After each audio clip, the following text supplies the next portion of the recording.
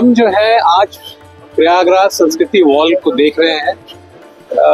यहाँ पे हम देख रहे हैं हरिवंश राय बच्चन जी की तस्वीर को, मुंशी प्रेमचंद जी को, सुमित्रा नंदन पंत जी को जिन्होंने आकाशवाणी नाम दिया ऑल इंडिया रेडियो का, जी बिल्कुल, और महादेवी वर्मा जी को देख रहे हैं।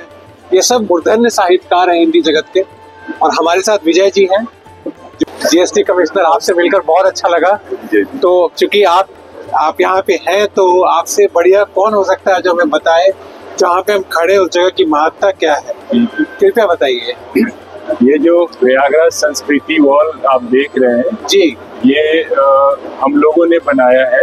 अच्छा, महाकुंभ की तैयारी के सिलसिले में। अच्छा, ये इसमें कुछ पेंटिंग्स लगाई गई है जो यहाँ के साहित्यकार हुए हैं। अच्छा। आपको पता होगा कि प्रयागराज साहित्य के लिए, ज्ञान के लिए, यहाँ ये संगम के नाम से प्रसिद्ध है। लोग संगम देखने आते हैं। तो संगम सिर्फ नदियों का संगम नहीं है। प्रयागराज का महत्व है कि यहाँ ज्ञान, क्योंकि यूनिवर्सिटी है, भारद्वाज आश्रम है, न्याय क्योंकि यहाँ जुडिशियरी है, हाईकोर्ट का सीट है ये, और धर्म, तीनों का संगम है ये। त्रिवेणी इसीलिए कहते हैं, इसीलिए त्रिवेणी। IAS IPS यहीं से बनते हैं। आइए, और इस जगह की क्या महत्ता आप बता रहे थे तो थोड़ा बताना चाहेंगे हमारे दर्शकों को। जी,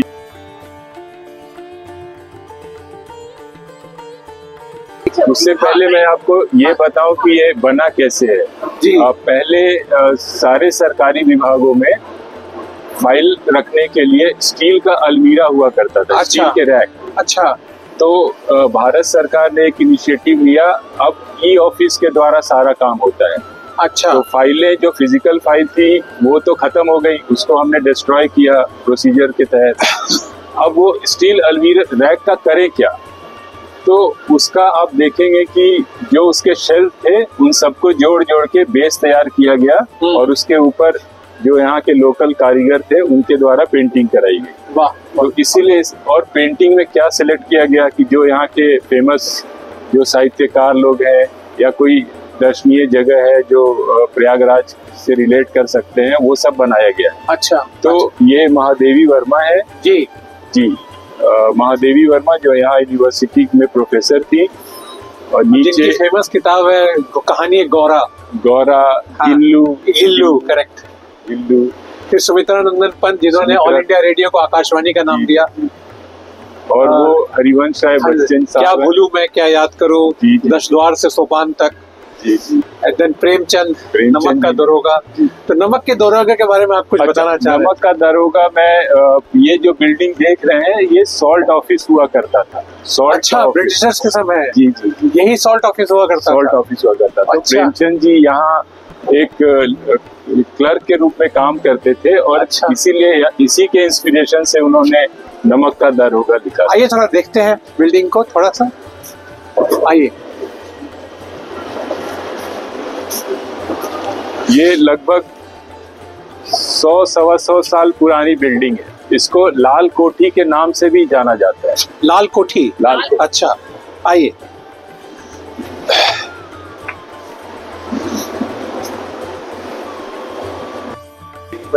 यहाँ पे तस्वीर लगी हुई है, सिर्फ इन्हीं की तस्वीर यहाँ लगी हुई है, क्योंकि ये बिल्डिंग को उनके लिए हम लोगों ने डेडिकेट। यहाँ वो काम में करते थे अगर जहाँ पे। और नमक का दरोगा, क्योंकि वो उस समय सॉल्ट टैक्स लगता था जी, तो वहाँ उसी के अगेंस्ट आई थिंक उन्होंने वो लिखा था वो किताब, नमक का दरोगा।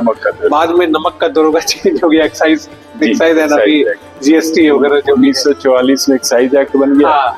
उसके बाद 2017 में GST आ गया। वाह वाह। पर ये डिपार्टमेंट सॉल्ट डिपार्टमेंट यही। अच्छा, तो ये है, और ये प्रेमचंद जी की तस्वीर है, और यहाँ पे लिखा हुआ है नमक के दरोगा के बारे में। इस बिल्डिंग का इतिहास अनजानी मैं बस ये जो हमने अभी बात की, जो विजय जी ने बताया, किलावत collectorate function from the historic Lal building which was renamed as Central Revenue Building and witnessed the germination of progressive writers movement in India. The intellectual movement played an important role in steering the idea of his thought, speech and expression in the country.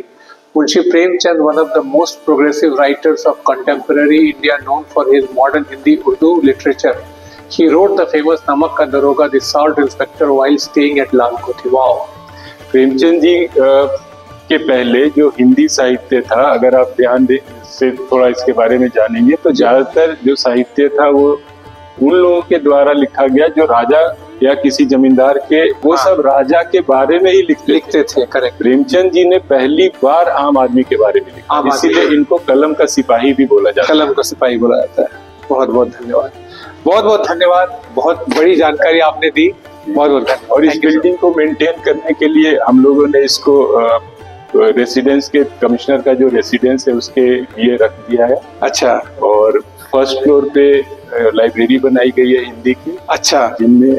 जिसमें हर साल प्रेमचंद जी के जयंती पे कार्यक्रम होता है और बाकी सरकार इसके रंग रोगन के लिए खर्च देती है। बहुत बहुत धन्यवाद Vijay ji, thank you so much.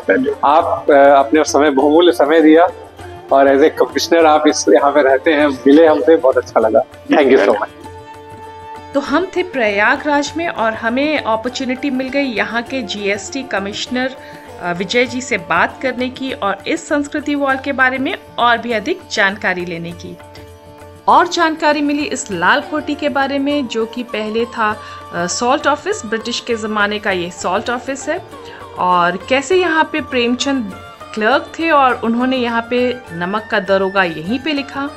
उम्मीद है आपको ये सब बहुत पसंद आया होगा। मेरे इस चैनल को ज़रूर सब्सक्राइब कीजिए, शेयर और लाइक करना ना भूलें। मैं मिलूंगी अगली बार एक नई वीडियो में। Thank you for watching.